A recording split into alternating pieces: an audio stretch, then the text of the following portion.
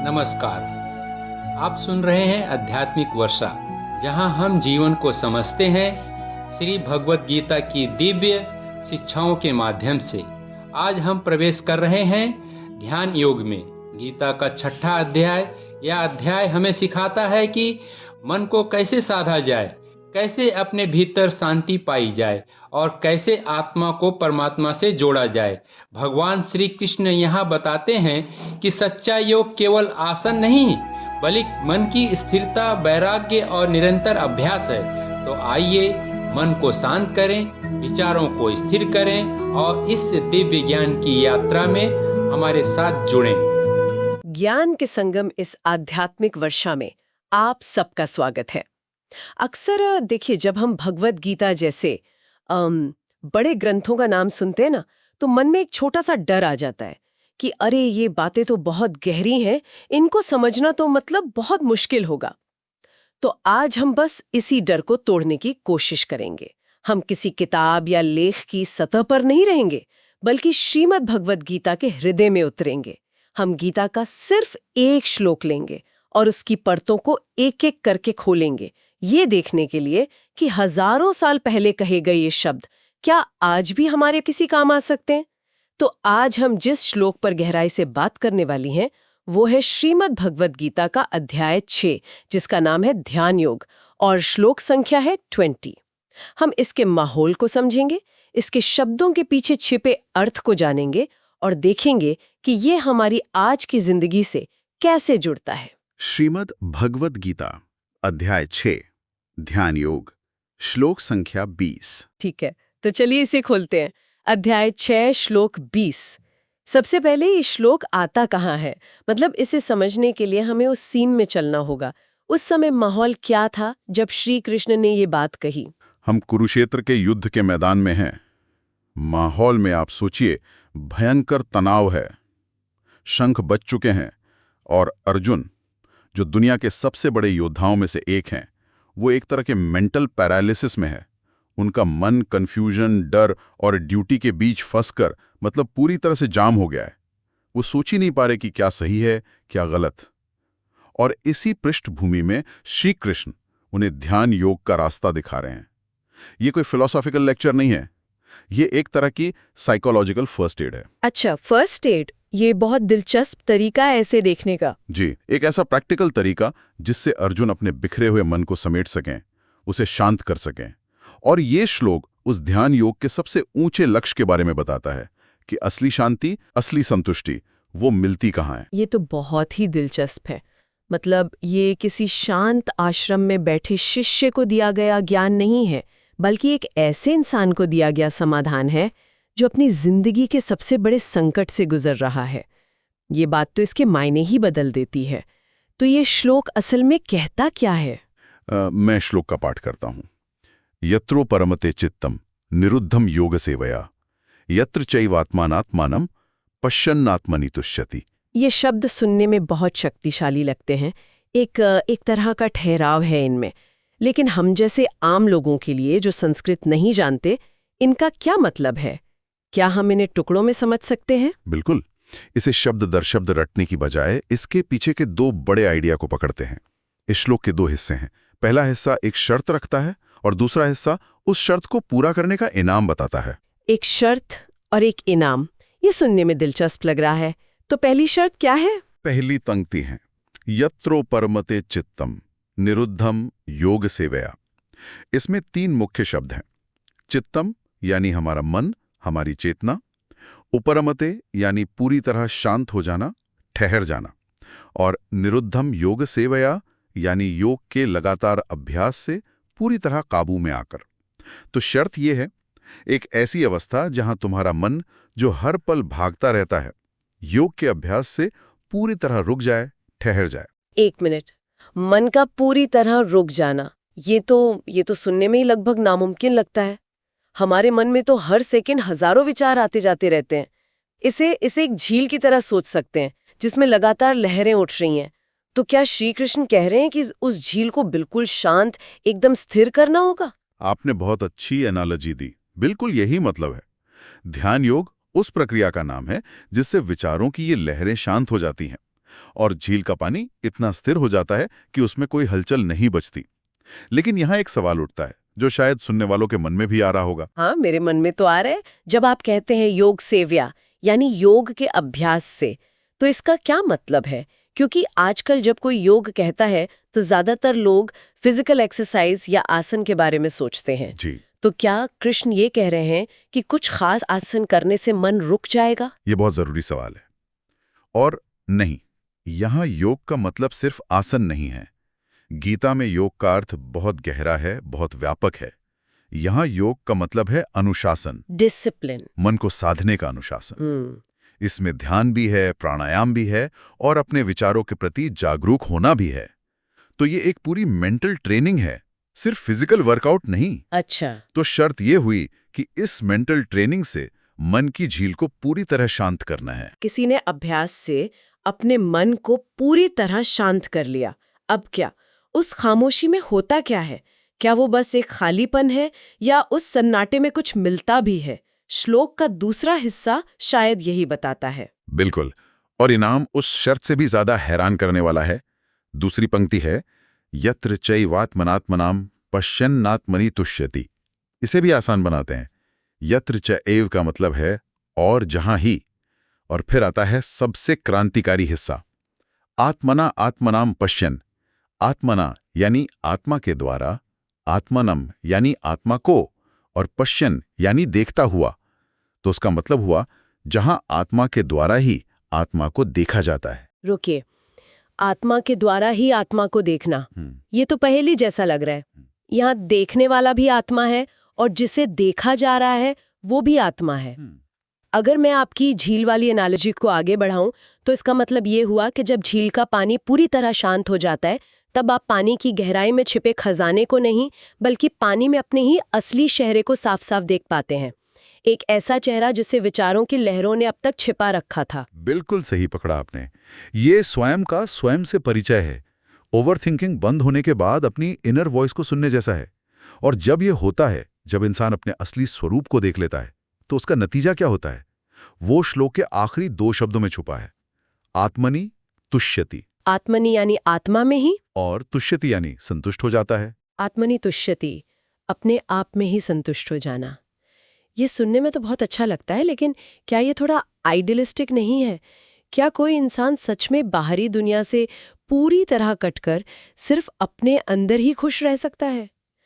क्या इसका मतलब ये है कि हमें किसी प्रमोशन से या एक अच्छी फिल्म देखने से मिली खुशी को महसूस नहीं करना चाहिए? ये एक तरह का एस्केपिज्म नहीं है? ये सवाल इस श्लोक के दिल पे चोट करता है, और इसका जवाब है नहीं। ये श्लोक पलायनवाद या एस्केपिज्म नहीं सिखा रहा। आत्मनि तुष्यति का ये मतलब नहीं है कि आप बाहरी खुशियों का आनंद लेना बंद कर दें। इसका मतलब यह है कि आपकी खुशी का सोर्स बदल जाता है। सोर्स बदल जाता है? हाँ, अभी हमारी खुशी का रिमोट कंट्रोल बाहरी दुनिया के हाथ में है। तारीफ मिली तो खुश, नहीं मिली तो दुखी। प्रमोशन मिला तो खुश, नहीं मिला तो दुखी। ये श्लोक कहता है कि अपनी खुशी का कंट्रोल अपने हाथ में ले लो। जब संतुष्टि का स्रोत आपके अंदर ही हो, तो बाहरी दुनिया की चीजें बोनस बन जाती हैं, जरूरत नहीं। अच्छा, वो आपकी खुशी को बढ़ा सकती हैं पर घटा नहीं सकती। ये तो एक बहुत बड़ा शिफ्ट है। मतलब ये कि आप अपनी इमोशनल स्टेबिलिटी के लिए बाहरी वैलिडेशन पर निर्भर नहीं रहते। हाँ, ये आज के सोशल मीडिया के दौर में तो और भी ज्यादा रेलेवेंट लगता है, जहां हम सब लाइक्स और कमेंट्स में अपनी कीमत ढूंढ रहे हैं। आपने इसे आज के संदर्भ में बिल्कुल सही जगह पर रखा है। आजकल हम सेल्फ केयर की बहुत बात करते हैं, जिसमें अक्सर बाहर से कुछ खरीदना, कहीं घूम आना या स्पा जाना शामिल होता है। लेकिन ये श्लोक एक रेडिकल काउंटर इंट्यूटिव आइडिया देता है। ये कहता है कि असली सेल्फ केयर बाहरी एक्टिविटी नहीं बल्कि मन की इनएक्टिविटी है। जब मन का शोर पूरी तरह बंद हो जाता है, तभी असली खुशी और संतुष्टि मिलती है। वाह! ये आज की वेलनेस इंडस्ट्री के और खरीदो और करो वाले मंत्र के बिल्कुल विपरीत है। वाह! तो अगर इन सभी टुकड़ों को एक साथ जोड़ दें और किसी को सिर्फ एक लाइन में समझाना हो कि ये श्लोक क्या है, तो वो लाइन क्या होगी? वो लाइन होगी, ये श्लोक एक ऐसे सफर के बारे में है जहां तुम योग के अनुशासन से पहले अपने मन के शोर को पूरी तरह शांत करते हो और फिर उस खामोशी में पहली बार अपने असली मैं से मिलते हो। और ये मिलना ही तुम्हें वो गहरी संतुष्टि देता है जिसे दुनिया की कोई भी चीज छीन नहीं सकती। ये तो वाकई एक पूरी यात्रा का नक्शा है। अर्जुन की समस्या से शुरू होकर मन को साधने की प्रक्रिया से गुजरते हुए परम संतुष्टि तक पहुंचना। ये समझना कि असली खजाना हमारे भीतर ही है, ये आज की भागदौड़ भरी जिंदगी में एक ठहराव लाने जैसा है। निश्चित रूप से ये श्लोक हमें याद दिलाता है कि हम सब अपने अंदर एक स्थायी खुशी का स्रोत लेकर घूम रहे हैं, बस मन के शोर ने उसे ढक रखा है। ध्यान योग उस शोर को कम करने का एक तरीका है ताकि हम उस आंतरिक स्वरूप को देख सकें और उसी में तृप्त हो सकें। अब तक हमने श्लोक का संदर्भ और भाव समझा। अब आगे हम इसके गहरे अर्थ और इसके पीछे छिपे दर्शन की ओर बढ़ेंगे। आध्यात्मिक वर्षा, जो एक ज्ञान का संगम है, उसमें आपका स्वागत है। पिछले भाग में हमने श्रीमद् भगवद गीता के 6 अध्याय के 20वें श्लोक का संदर्भ और उसका एक जो सरल भाव है वो समझा था। हमने ये जाना कि कैसे योग के अभ्यास से मन पूरी तरह शांत हो जाता है और उस शांति में आत्मा अपने ही असली स्वरूप को देखती है और अपने आप में ही संतुष्ट हो जाती है। तो अब उसी आधार पर आगे बढ़ते हैं। इसके गहरे दार्शनिक अर्थ क्या हैं और आज की हमारी जिंदगी के लिए इसके क्या मायने हैं, इस पर बात करते हैं। बिल्कुल, और ये समझना बहुत जरूरी है, क्योंकि ये श्लोक सिर्फ एक आध्यात्मिक लक्ष्य नहीं बताता। ये असल में मन को साधने का, सच्ची खुशी पाने का और जीवन में एक गहरा संतुलन लाने का एक बहुत ही प्रैक्टिकल फॉर्मूला है, जो हजारों साल बाद भी उतना ही सच है। ठीक है, तो चलिए इसी फॉर्मूले को परत दर परत खोलते हैं। श्लोक का एक हिस्सा है आत्मना आत्मनम पश्यन, यानी आत्मा द्वारा आत्मा को देखना। ये सुनने में थोड़ा रहस्यमय लगता है। आखिर इसका मतलब क्या है? जब देखने वाला और जिसे देखा जा रहा है वो एक ही हो जाए, ये ज्ञान की कैसी अवस्था है? ये ज्ञान का शिखर है, इसे ही आत्मज्ञान या सेल्फ रियलाइजेशन कहते हैं। उपनिषदों में जो बार बार कहा गया है, आत्मनम विद्धि, अपने आप को जानो, ये श्लोक उसी जानने की प्रक्रिया का, आप कह सकते हैं कि नतीजा बताता है। महान दार्शनिक आदि शंकराचार्य कहते हैं कि यही योग की सबसे ऊंची सिद्धि है। और आपका सवाल बहुत अच्छा है कि ये देखना क्या है। ये इन आँखों से देखना नहीं है, ये बुद्धि से सोचना भी नहीं है। यह एक अनुभव है जब मन की सारी भागदौड़, सारे विचार, सारी कल्पनाएं वो पूरी तरह थम जाती हैं। जैसे एक झील का पानी एकदम स्थिर हो जाए। एकदम, बिल्कुल वैसे ही। तब उस स्थिरता में जो केवल होने का एहसास बचता है, जो साक्षी भाव है, प्योर कॉन्शियसनेस, वही आत्मा का असली स्वरूप है। और उसी स्वरूप का अनुभव करना ही आत्मा को देखना है। यानी मन के सारे शोर के पीछे जो एक खामोश मैं है, उससे मिलना। बिल्कुल। ये तो सुनने में बहुत शांत और स्थिर अवस्था लगती है, एकदम विशुद्ध ज्ञान योग की तरह, जहां कोई भावना नहीं, कोई हलचल नहीं, बस शुद्ध चेतना। लेकिन गीता में तो प्रेम और भक्ति पे भी बहुत जोर दिया गया है। तो क्या इस अवस्था में भक्ति के लिए कोई जगह है या ये सिर्फ एक सूखी अकादमिक सी अवस्था है? आपने बिल्कुल सही नस पकड़ी है और यही गीता की खूबसूरती सामने आती है। अगर हम सिर्फ शंकराचार्य के अद्वैत वेदांत के नजरिए से देखें तो हाँ, ये एक निर्गुण निराकार शुद्ध चेतना का अनुभव है। लेकिन एक और महान दार्शनिक हुए रामानुजाचार्य, वो भक्ति पर बहुत जोर देते थे। वो इसी श्लोक की व्याख्या में एक अद्भुत बात जोड़ते हैं। वो कहते हैं कि जब योगी का चित्त भगवत ध्यान से, यानी ईश्वर के प्रेम भरे ध्यान से स्थिर होता है, तब वो अपनी आत्मा में बैठे परमात्मा का दर्शन करता है। अच्छा, तो उनके लिए आत्मा को देखना असल में आत्मा में परमात्मा को देखना बन जाता है। एकदम। तो वही अवस्था जो एक ज्ञानी के लिए शुद्ध चेतना का अनुभव है, वही एक भक्त के लिए अपने इष्ट देव से मिलन का अनुभव बन जाती है। ज्ञान का वो अनुभव वो भक्ति की मिठास से भर जाता है। अब वो जो संतुष्टि है, जिसे श्लोक में तुष्यति कहा गया है, वो सिर्फ शांति नहीं रहती, वो परमानंद बन जाती है। प्रेम से भरा हुआ आनंद। हाँ, बिल्कुल। तो गीता किसी एक रास्ते पर मोहर नहीं लगा रही है, वो एक ऐसी अवस्था बता रही है जहां ज्ञान और भक्ति दोनों आकर मिल जाते हैं। ये तो कमाल है। इसका मतलब ये श्लोक एक तरह का संगम है।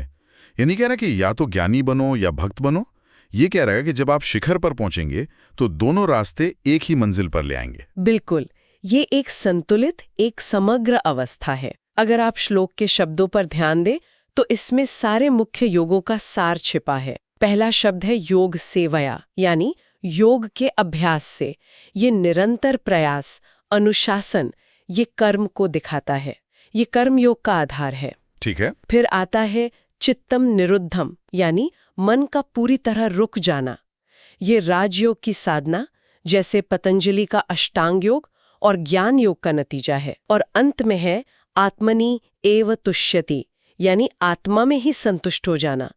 ये भक्ति का फल है, जहां आनंद और संतुष्टि के लिए किसी भी बाहरी चीज की जरूरत नहीं रहती। वाह! तो कर्म, ज्ञान, ध्यान और भक्ति चारों का निचोड़ इस एक अवस्था में है। मतलब ये एक ऐसी जगह है जहां कोशिश यानी अभ्यास और नतीजा यानी संतुष्टि वो अलग-अलग नहीं रहते। वो एक हो जाते हैं। जहां कुछ पाने के लिए बाहर नहीं झांकना पड़ता, क्योंकि जो सबसे कीमती चीज है वो भीतर ही मिल जाती है। आपने एकदम सही पकड़ा। ये बाहरी दुनिया पर हमारी निर्भरता को आप समझिए कि जड़ से खत्म कर देता है। चाहे वो खुशी के लिए हो, मन की शांति के लिए हो, या दूसरों से मिलने वाली तारीफ, वैलिडेशन के लिए हो। आज हम अपनी खुशी का रिमोट कंट्रोल दूसरों के हाथ में देकर रखते हैं। हाँ, ये तो है। किसी ने तारीफ की तो खुश, किसी ने आलोचना की तो दुखी। बिल्कुल। ये श्लोक उस रिमोट कंट्रोल को वापस अपने हाथ में लेने की बात करता है। ये परम स्वतंत्रता है। ये दर्शन सुनने में बहुत गहरा और क्रांतिकारी लगता है, लेकिन मैं ये सोच रहा हूँ, हम तो एक ऐसी दुनिया में रहते हैं जो पूरी तरह बाहरी चीजों पर ही चलती है। Notifications, deadlines, social media feeds, हमारा मन तो हर पल बाहर की तरफ खिंचा रहता है। ऐसे में चित्तम निरुद्धम यानी मन का ठहर जाना, ये एक आम इंसान के लिए तो लगभग नामुमकिन सा लगता है। इस प्राचीन आदर्श और हमारी आज की डिजिटल जिंदगी के बीच की खाई को कैसे भरा जाए? ये सवाल आज के समय में सबसे जरूरी है। और आपको जानकर हैरानी होगी कि ये श्लोक आज के जीवन के लिए पहले से भी ज्यादा प्रासंगिक हो गया है। सबसे पहले निरुद्धम चित्तम को विज्ञान की नजर से देखते हैं। देखिए, आधुनिक न्यूरोसाइंस ने हमारे दिमाग पर बहुत रिसर्च की है। हमारे मस्तिष्क में एक नेटवर्क होता है जिसे डिफॉल्ट मोड नेटवर्क या डीएमएन कहते हैं। डिफॉल्ट मोड नेटवर्क ये क्या करता है? ये हमारे मन का ऑटो पायलट मोड है।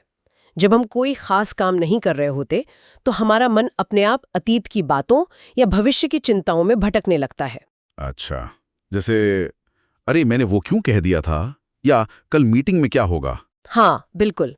ये सारी उछलकूद इसी डीएमएन की वजह से होती है। और रिसर्च बताती है कि जो लोग ज्यादा दुखी या चिंतित रहते हैं, उनका डीएमएन बहुत ज्यादा एक्टिव रहता है। अब दिलचस्प बात यह है कि जब कोई गहरा ध्यान करता है तो एफएमआरआई स्कैन में साफ दिखता है कि ये डिफॉल्ट मोड नेटवर्क शांत पड़ जाता है, मन का भटकना बंद हो जाता है।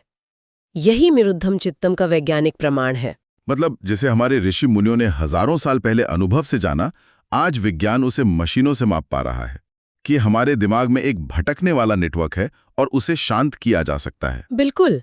और सिर्फ इतना ही नहीं, कैलिफोर्निया विश्वविद्यालय के एक शोध में पाया गया कि ध्यान के दौरान हमारे मस्तिष्क का एक और हिस्सा, थैलेमस, वो भी कम सक्रिय हो जाता है।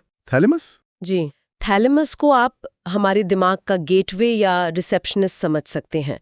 हमारी पांचों इंद्रियों से जो भी जानकारी आती है, आवाजें, तस्वीरें, गंध, थैलेमस ही तय करता है कि कौन सी जानकारी जरूरी है और किसे अंदर भेजना है। जब थैलेमस की एक्टिविटी कम हो जाती है तो बाहर की दुनिया का शोर हम पर असर करना बंद कर देता है। मतलब सड़क पर गाड़ियों का शोर, फोन की घंटी, ये सब होते हुए भी मन को परेशान नहीं करते। एकदम। यही है इंद्रियों का सिमटना और मन का भीतर की ओर मुड़ना। ये तो अद्भुत है। तो चित्त का निरोध कोई कल्पना नहीं, बल्कि दिमाग की एक वास्तविक, मापी जा सकने वाली अवस्था है। और मैं अंदाजा लगा सकता हूं कि इसका सीधा असर हमारी एकाग्रता और काम करने की क्षमता पर पड़ता होगा। निश्चित रूप से। और ये हमें एक दूसरे आधुनिक कॉन्सेप्ट पर लाता है, फ्लो स्टेट। फ्लो स्टेट, आधुनिक मनोविज्ञान में इसे पीक एक्सपीरियंस भी कहते हैं। ये वो अवस्था है जब आप किसी काम में इतने डूब जाते हैं कि आपको समय का, अपने आसपास का, यहाँ तक कि अपने भूख प्यास का भी ध्यान नहीं रहता। काम ही आनंद बन जाता है। एक वैज्ञानिक जब किसी समस्या को सुलझाने में खोया हो, एक चित्रकार जब पेंटिंग कर रहा हो, या एक संगीतकार जब रियाज कर रहा हो। बिल्कुल। या एक छात्र जब किसी मुश्किल विषय को समझ रहा हो, वो सब इसी फ्लो स्टेट का अनुभव करते हैं। हाँ, ये अनुभव तो कई लोगों को होता है, भले ही वो इसे कोई आध्यात्मिक नाम न दे। लेकिन यहाँ एक सवाल उठता है, क्या हर तरह का फ्लो एक जैसा है? जैसे कोई घंटों तक वीडियो गेम खेलते हुए भी तो फ्लो में जा सकता है, क्या उसका आनंद और गीता में बताई गई शांति, क्या वो एक ही चीज है? बहुत जरूरी सवाल है। बाहरी तौर पर हाँ, दोनों अवस्थाएं एक जैसी लग सकती हैं, गहरी एकाग्रता, समय का पता न चलना, लेकिन दोनों के उद्देश्य और परिणाम में जमीन आसमान का फर्क है। गेमिंग का फ्लो बाहरी उत्तेजना पर निर्भर है। जैसे ही गेम बंद होता है वो अवस्था खत्म हो जाती है और मन फिर से खालीपन महसूस कर सकता है। जबकि गीता में जिस योग सेवैया से प्राप्त एकाग्रता की बात हो रही है, उसका उद्देश्य बाहरी दुनिया से हटकर आंतरिक शांति को पाना है। उसका आनंद किसी बाहरी वस्तु पर निर्भर नहीं है। वो फ्लो जब खत्म होता है तो पीछे थकान या खालीपन नहीं, बल्कि एक गहरी शांति, स्पष्टता और ऊर्जा छोड़ जाता है। एक का नशा उतर जाता है, दूसरे का असर गहरा होता जाता है। ये बहुत बड़ा अंतर है। एक आपको बाहरी दुनिया में और उलझाता है, दूसरा आपको भीतर से स्वतंत्र करता है। और ये हमें श्लोक के आखिरी हिस्से पर लाता है, आत्मनि तुष्यति, यानी अपने आप में संतुष्ट हो जाना। वो शांति जिसकी तलाश आज शायद हर इंसान को है। न सोशल मीडिया के लाइक्स में, न भौतिक वस्तुओं में। वो आत्मनि है, अपने भीतर है। प्रसिद्ध मनोवैज्ञानिक अब्राहम मास्लो ने अपनी हायरार्की ऑफ नीड्स यानी जरूरतों के पिरामिड में आत्म साक्षात्कार को सबसे ऊपर रखा है। Self actualisation. जी, उनका कहना था कि जब हमारी शारीरिक और सामाजिक जरूरतें पूरी हो जाती हैं, तब इंसान की सबसे बड़ी इच्छा अपनी पूरी क्षमता को पाना और अपने असली स्वरूप को जानना होती है। ये वही आंतरिक संतुष्टि है जिसकी बात गीता कर रही है। तो ये सिर्फ एक अच्छा महसूस करने वाली बात नहीं है, इसका हमारे शरीर पर, हमारी बायोलॉजी पर भी कोई असर होता होगा। बिल्कुल, इसका एक ठोस जैविक प्रमाण भी है। हार्वर्ड मेडिकल स्कूल में हुए कई शोध बताते हैं कि ध्यान की इस गहरी आस्था में हमारे शरीर में तनाव बढ़ाने वाला हार्मोन कॉर्टिसोल, उसका स्तर काफी घट जाता है। अच्छा। कॉर्टिसोल ही है जो हमें चिंता, ब्लड प्रेशर और कई बीमारियों की ओर धकेलता है। और इसके साथ ही खुशी और अच्छे मूड से जुड़ा न्यूरोट्रांसमीटर सेरोटोनिन का स्तर बढ़ता है। तो ये केवल एक दार्शनिक विचार नहीं है, ये एक वास्तविक शारीरिक और मानसिक बदलाव है। ये वो सच्ची टिकाऊ शांति है जो परिस्थितियों के बदलने से नहीं बदलती।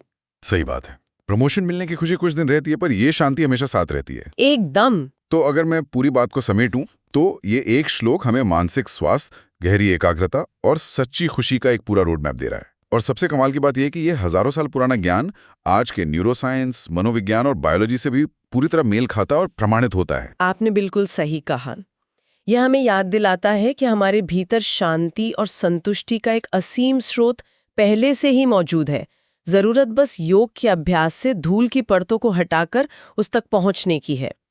ये बाहरी दुनिया की कभी ना खत्म होने वाली भागदौड़ से मुड़कर एक सार्थक और शांत आंतरिक यात्रा की ओर एक खुला निमंत्रण है।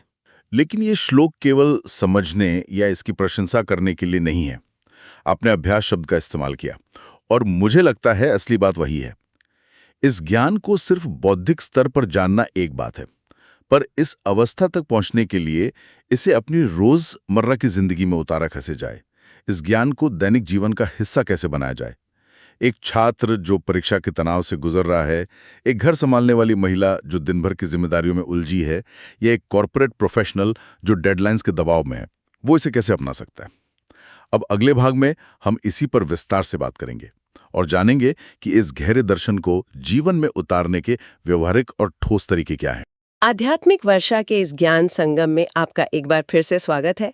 हम श्रीमद् भगवद गीता के गहन ज्ञान की यात्रा पर हैं। जी। पिछली चर्चा में हमने अध्याय 6 के 20वें श्लोक के दार्शनिक पहलुओं को समझा था। बिल्कुल। हमने ये जाना कि कैसे योग के अभ्यास से चित्त शांत होता है और आत्मा अपने ही स्वरूप को देखकर एक परम संतुष्टि का अनुभव करती है। हाँ। यत्रु परमते चित्तम निरुद्धम योग सेवया।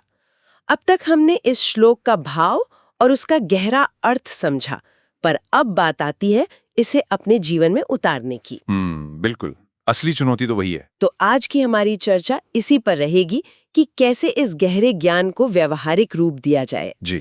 तो चलिए सबसे पहले व्यक्तिगत स्तर से ही शुरू करते हैं।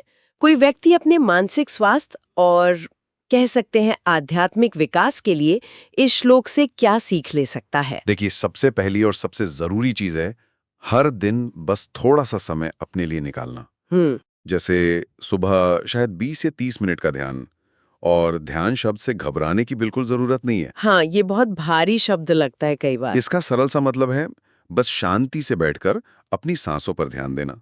मन भटकेगा, उसे वापस ले आना है, बस। और स्वाध्याय यानी आत्मा अध्ययन का भी जिक्र था, इसका क्या मतलब है व्यवहारिक रूप में? स्वाध्याय का मतलब सिर्फ ग्रंथ पढ़ना नहीं है।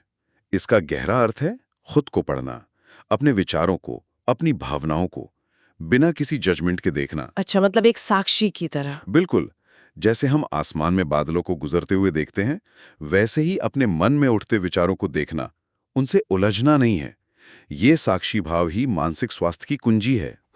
और जब हम बाहरी उत्तेजनाओं से, जैसे फोन से थोड़ा ब्रेक लेते हैं, तो हम असल में अपने मन को रिचार्ज होने का मौका दे रहे होते हैं। आपने अष्टांग योग के अंतिम चरणों का भी जिक्र किया था, धारणा, ध्यान, समाधि। ये सुनने वालों के लिए थोड़ा और सरल कर सकते हैं? जरूर, इसे एक सीढ़ी की तरह समझिए। धारणा पहला पायदान है, जहां आप अपने मन को किसी एक चीज पर टिकाने की कोशिश करते हैं। जैसे मोमबत्ती की लौ पर। हाँ, या कोई मंत्र। मन 1000 बार भटके ना, आप उसे बार बार टिकाएंगे। ध्यान दूसरा पायदान है, जब मन ज्यादा मेहनत के बिना सहजता से टिकने लगता है। और समाधि? समाधि वो अवस्था है जब देखने वाले और देखी जाने वाली चीज का भेद ही मिट जाता है। आप और वो लौ एक हो जाते हैं। ये श्लोक उसी परम अवस्था का दरवाजा है। ये तो हुई स्वयं की बात, लेकिन हमारे रिश्ते, हमारा परिवार इस आंतरिक शांति से कैसे प्रभावित होते हैं? देखिए, जब मन शांत होता है ना, तो हम रिएक्ट करने की जगह रिस्पॉन्ड करते हैं। अच्छा, रिएक्ट नहीं, रिस्पॉन्ड। जी, मतलब हम किसी बात पर तुरंत भड़कने या दुखी होने के बजाय एक ठहराव लेकर सोच समझकर अपनी प्रतिक्रिया देते हैं। यही एक पल का ठहराव पारिवारिक कला को संवाद में बदल सकता है। पति पत्नी के संबंध में इसका क्या असर होता है? वहां इसका मतलब है बाहरी अपेक्षाओं को कम करना और आंतरिक संतुष्टि पर ध्यान देना। जब आप अपनी खुशी के लिए दूसरे पर निर्भर नहीं रहते, तो रिश्ता मजबूत होता है। आप एक दूसरे को आत्मविकास के लिए प्रोत्साहित करते हैं। और बच्चों को ये गहरी बात सरल शब्दों में कैसे समझाई जा सकती है? बच्चों के लिए बहुत अच्छा उदाहरण है। उन्हें ऐसे समझाया जा सकता है, बेटा, जब तुम किसी खेल में या अपनी पसंद की ड्राइंग में पूरी तरह खो जाते हो। हाँ, तब उन्हें कुछ याद नहीं रहता। बिल्कुल, तुम्हें बाहर की कोई चीज याद नहीं रहती और बहुत मजा आता है ना। बस वैसे ही जब हम कोई भी काम पूरे मन से करते हैं, तो हमें अंदर से एक सच्ची खुशी मिलती है, जो किसी खिलौने से भी बड़ी होती है। हाँ बिल्कुल, जो किसी खिलौने से भी बड़ी होती है। यही उन्हें एकाग्रता और आंतरिक आनंद का पहला पाठ सिखाता है। इस विश्लेषण में महिलाओं के लिए एक विशेष मार्गदर्शन दिया गया है, जो एक माँ, पत्नी, बेटी और बहन के रूप में समाज की रीढ़ है। उनके जीवन में ये श्लोक कैसे रोशनी डालता है? यह हिस्सा बहुत महत्वपूर्ण है, खासकर गृहिणियों के लिए। ये उनके घरेलू कामों को एक साधना के रूप में देखता है, बोझ की तरह नहीं। साधना जैसे हर काम में मन की एकाग्रता विकसित करना। श्रोत में रेखा जी का एक बहुत सुंदर उदाहरण है। उन्होंने अपने दैनिक कार्यों जैसे खाना बनाना या सफाई करना को पूरे ध्यान से करना शुरू किया। इससे न केवल उन्हें आंतरिक शांति मिली, बल्कि परिवार ने भी उस सकारात्मक ऊर्जा को महसूस किया। मतलब काम वही रहा, बस उसे करने का नजरिया बदल गया। बिल्कुल, काम में चेतना आ गई। और जो कामकाजी महिलाएं हैं, जो काम और जीवन के बीच संतुलन बनाने की कोशिश कर रही हैं, उनके लिए ये श्लोक व्यावसायिक सफलता को आत्मविकास का एक हिस्सा मानना सिखाता है, न कि अंतिम लक्ष्य। जब संतुष्टि का स्रोत आंतरिक हो, तो आप अपनी खुशी को प्रमोशन या टारगेट से नहीं बांधते। और माताओं और बहनों के लिए? उनके लिए ये सीख है कि अपनी खुशी के लिए दूसरों पर निर्भर ना रहें, अतिरिक्त अपेक्षाओं को नियंत्रित करें। जब आप खुद में पूर्ण होती हैं, तो आप और ज्यादा प्रेम दे पाती हैं। अब बात करते हैं व्यावसायिक जीवन की, जहां प्रतिस्पर्धा और तनाव बहुत अधिक है। कार्यस्थल पर यह श्लोक कैसे प्रासंगिक है? आज के समय में ये पहले से कहीं ज्यादा प्रासंगिक है। व्यावसायिक निर्णय लेते समय आप सिर्फ बाहरी लाभ नहीं देखते, आप आंतरिक संतुष्टि और नैतिक मूल्यों को भी ध्यान में रखते हैं। और सफलता विफलता को लेकर? उनमें संभाव रखना, सफलता में अहंकार से बचना और विफलता से सीखना। स्रोत में राहुल एक सॉफ्टवेयर इंजीनियर का उदाहरण है। जी, राहुल ने जब अपने काम को साधना के रूप में देखना शुरू किया और ध्यान को जीवन में अपनाया, तो उसकी कार्यक्षमता और आंतरिक संतुष्टि दोनों में वृद्धि हुई। मतलब उसे अपनी खुशी के लिए वीकेंड का इंतजार नहीं करना पड़ता था। सही पकड़ा आपने। उसे काम करते हुए ये गहरी संतुष्टि मिलने लगी थी। यह ज्ञान हर वर्ग और हर उम्र के लिए है।